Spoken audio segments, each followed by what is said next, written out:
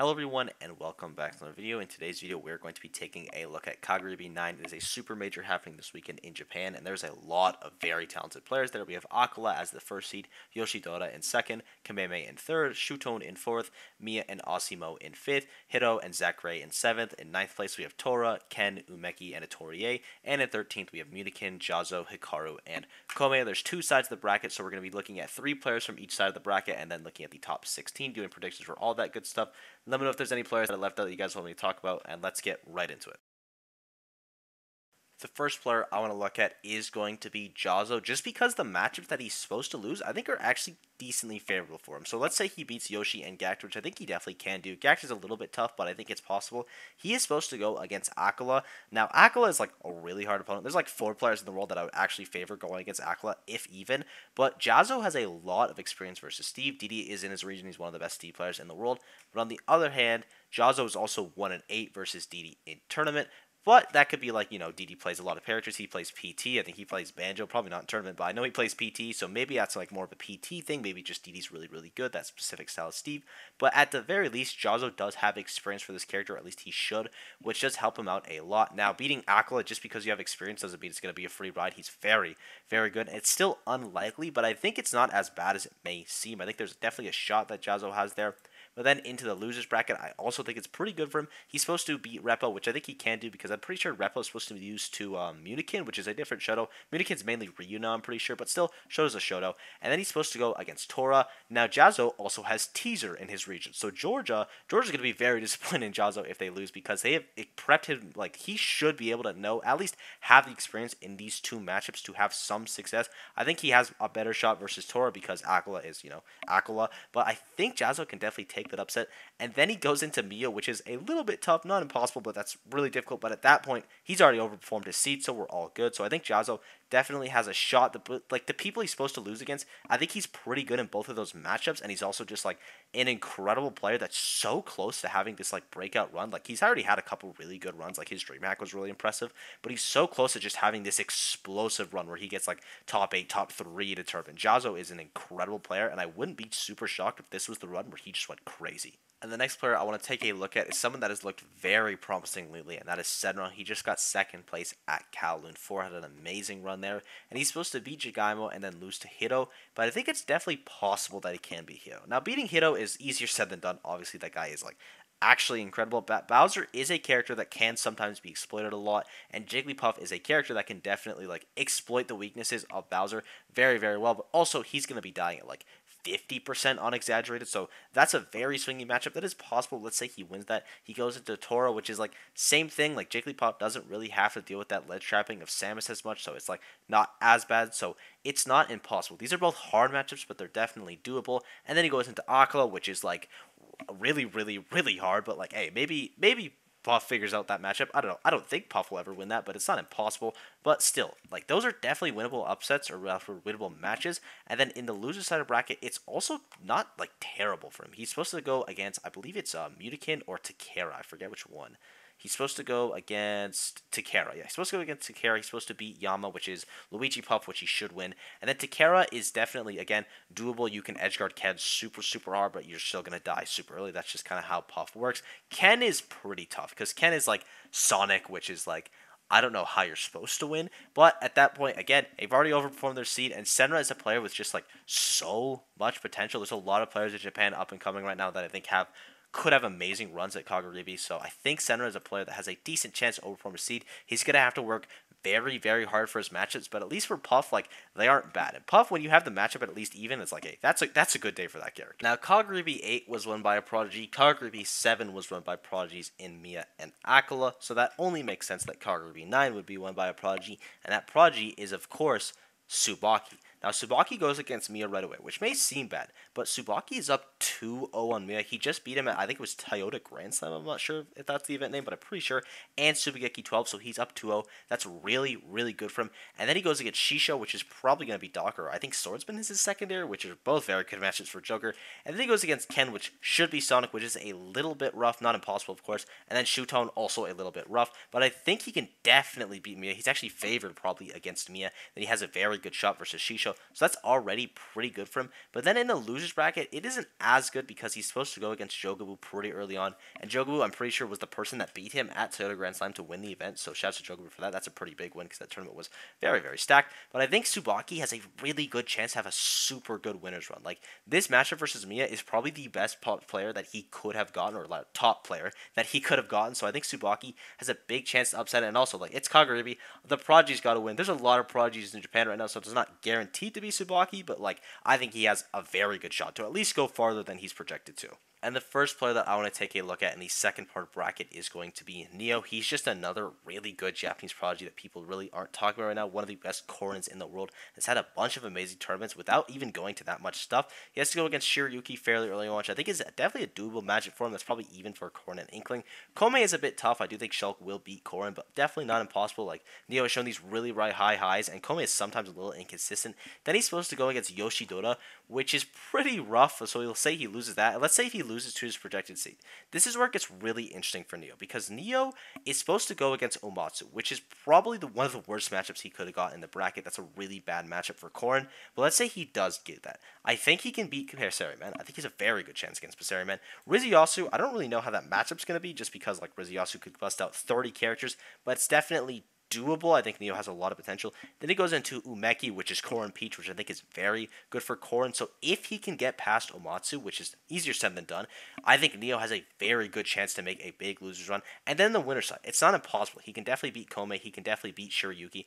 Yoshidora is tough, but again, it's not impossible. He's shown a lot of promise, and I think Neo is an amazing player that could definitely make a run here. Now, the next player I already mentioned in Neo's run, and that is Umeki. I don't even know if Umeki's going to be projected to be in losers. He probably won't, because I think he'll just tear through winner's side. He has to go against Masha early on, which is probably one of his tougher matchups just because Masha is so good. But I definitely think he can do that. Then he goes against Futari, which is a very good matchup for Peach, and I think he pulls it off. And then he goes against Zachary. Now, we've seen that Joker Peach is definitely doable, assuming it is Joker from Zachary. I guess it could be Rob or Sheik as well, or another mystery character. I don't even know.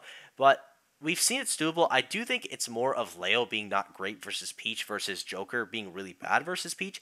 But Umeki is just such an explosive player as of late that I find it really hard for me to like just doubt him, even versus Zachary. I definitely think he can do that, and I think he can do the same thing against Yoshidora. He can definitely upset both of these players. He's a very good chance. But let's say he does drop into the loser side, which again he is projected to do. He's supposed to go against Rizuyasu, which is just like the King of Swords, which is pretty tough, and then Komei, which is also a big sword, pretty tough for Peach. So I think if Umeki wants to make a run, it's probably going to have to be through the winner side, but it's 100% doable, and also those loser side matches are definitely doable as well, just like swords are tough for Peach. But I think Umeki has a very good chance. He's just been playing with such fire recently that I think, like, I don't know, maybe he studied up the Mute spots, he stole that power from Genesis 9, he's bringing it to Kagaribi 9, he's going to absolutely farm. I have a lot of faith in Umeki this tournament. And the final player that I want to take a look at before getting into top 16 is going to be Su, specifically because of his very good matchup versus Abadongo. He's 6-3 versus him lifetime. Now, granted, they haven't played in over a year, so that could have definitely changed. You know, maybe one of Abadongo's, like, several new characters could mess up Su. But I think Su will probably be losing Lucario this tournament. It could be Terry, sure. I'm not actually sure which one he still plays. But I think he has a very good chance with both of those characters because of that matchup. Then he goes into Hikaru, and I think Terry, I mean, both those characters should be DK. And then Roy is a bit more tough, but I don't even know who Hikaru's going to play against Su, honestly, or Abadongo, whoever wins that. And then he goes into Kameme if he does manage to beat Hikaru, which is very tough. But again, not impossible. I think Su's just such an amazing player. Like, he's one of the only low-tier heroes that I can consistently look and it's like, he can actually win this. Even though the matchup is abysmal, I think he has a pretty good shot. And then in the loser side of bracket, it's not amazing. He has to go against Subo if he does beat Abadongo, which again, I think he has a pretty good chance against. And then he would go into Alice, which I also think he has a pretty good chance against. Then he go into Komei, which is probably a little bit more tough, but still at that point already performed your seed. But where is he supposed to land? Hold on. He's supposed to land against Nietono and Kept and Raito. So Raito, Duck Hunt, he should be able to beat. Kept, Villager, he should be able to beat. Nietono is hard, but Pichu's just such a glass cannon character. And against Lucario of all characters, that could be very bad. You could explode at 40. That's like one of the few characters that's like the aura could actually just like do so much damage, but also Pichu blows you up at like 0. And then he would go into Futari, which I feel like Lucario should be able to win. Like, come on, you should be able to beat Ice Climbers. But I think Su has a lot of matchups that are tough for him, but still doable. Most matchups are going to be tough. He's playing Lucario, but he's just like such an amazing player with so much potential. And even though he's had a rough last couple months, I think he definitely could bounce back this tournament and put up an amazing performance. Now, on to the top 16. We, of course, have this Google Sheet made by ICOOKIEMONSTERZ. Their link will be in the description, and we're just going to be using the seeding that the tournament has for top 16, and then we'll actually break it down. Now, they do have Shootone as 4th seed, which I think is very interesting. We'll get into that. But starting with, of course, the losers 13th round, we have Kome versus Umeki round 1, which, again, I do think Umeki will be in the winner's side, but it is seeding, of course, so I do think Kome will be able to take that, just because that matchup is really bad for Peach. Not impossible, of course, but I definitely think Kome takes it. Hikaru and Atorie, I think Hikaru, or rather Atorie, will take that, but also Hikaru has been consistently performing miracles in bracket with DK. Like, that man is literally magical. I don't know how he does it, so nothing's impossible for him, and I mean that sincerely. Now, Jaza Toro, we did talk about that already. I do think Jaza will take that, but also something I didn't mention in the Jaza part is there's a lot of very good Ken and Ryu players in Japan, so people may have way more matchup experience than they would in NA, so that is something to consider, but I still think Jaza will take that. And the Mutakin Ken, speaking of a Shoto player, I do think Ken takes that just because it is Shoto Sonic. Like, you should be winning that. Not impossible, of course. Mutakin has been doing very well, but I think that's how the top 13 area will go. Now, for the winner's side of top 16, our first matchup is Aquila versus Hiro, and I do think Aquila probably takes that just because, like, it is Aquila still, he's still very good, but also Hiro is amazing, and I do think Bowser has some decent options at dealing with block, so not an impossible matchup for Hiro, but still very tough. Shootone and Mia. Now, I think Shootone takes this, even though Mia has taken it the only time they played at Kagaribi 8, I think it's the last time they played, actually, but I'm pretty sure that was mainly Olimar, if not all Olimar from Shootone, and Aegis is, like, way better against Game Watch, at least in my opinion. I think that's a very favorable matchup for Shootone, so I think he should be able to take that over Mia, as well as just Shootone being incredibly consistent with Mia is very good, so not impossible. Yoshidota, Zachary, I do think Yoshidota takes that just because of the tear he has been on recently, and Kameme Asimo, same thing. I just think Kameme takes it because he has been doing so well recently. Like, it's actually unreal how consistent he's been with Sora, which is, like, don't get me wrong, a very good character, but in my mind, I feel like they shouldn't be consistent because of how hard the combos are. Like, you need to be landing these really strong kill confirms, so, like, Kameme is always doing it. It is very impressive. Now, for the loser side of bracket, we start off with Asimo versus Kome, and I do think Asimo will take that over Kome just because he won it the last time they played, but the last time they played was, like, I think a year ago or something, and Asimo has leveled up a ton in that time. So has Kome, obviously, but, like, Asimo has gone from a pretty good player to, like, a top 30, top 20 caliber player in the world, so I think he has a pretty good chance there. Atorie and Zachary. Now, the thing with Atorie, I'm going to put him because when Atorie is playing really well, he looks unstoppable, and if for him to get to this part of the bracket, he's going to have to be playing pretty well. So I think he has a very good shot versus Zachary. I'm going to have him taking it. Mia Jazo is tough. I looked up, like, some Ken matchup charts, and it looks like Game & Watch isn't as bad as at least I thought in my head, but I still think that Mia will probably be able to take that. But again, not impossible. Jazo is a very good player. And then Hiro and Ken. Now, they have a pretty even back and forth. I think it's like 3-2. I forget whose favor, but it's definitely 3-2 in someone's favor. And I'm going to guess Ken here just because I think Sonic Bowser is really tough, and also Sephiroth Bowser is definitely very doable. I don't actually know who Ken used to beat Hiro when they played, but I'm still going to bet Ken here. I think he has a pretty good chance versus Hiro. Not impossible for Hiro to actually get that win. I don't even know if it'd be an upside. I think Hiro is seated higher, but I'm going to predict Ken just because I like that matchup a lot more for him. And now we have our top 8, and our first matchup is Aquila versus Shootone, and we saw the last time that Aquila and Shootone played, so I'm just going to guess Aquila wins that. Yoshidora and Kameme. Now, this one is a little bit more tough because I think the last time they played, Yoshidora did win, but it wasn't like a super big blowout. I think it was pretty close. I think it was actually at Umabora. I am going to guess Yoshidora for this, but it's not impossible that Kameme does pull off that upset because he has been doing very well as of late. And for Atorie and Asimo, I do think Atorie will take that just because, again, when Atorie is playing hot, when he's playing with the momentum, he looks so strong. And to get to the top 8, you're going to have to be playing pretty well. He's sometimes a bit of an inconsistent player, so making it there will probably be more of a challenge. But once he gets going, he just absolutely tears people up. I think Asimo has a chance, but I'm going to give it to Atorie. Mia and Ken. Now, this is probably going to be Sephiroth Game & Watch, which is a bit of a rough matchup for Game & Watch, at least in my opinion. And I do think that Mia still will be able to take it, but it's not impossible that Ken is able to edge that one out because Ken is, like, you know, very good. But I think Mia will take that one. Shootone and Atorie. Now, momentum is important. Momentum is good.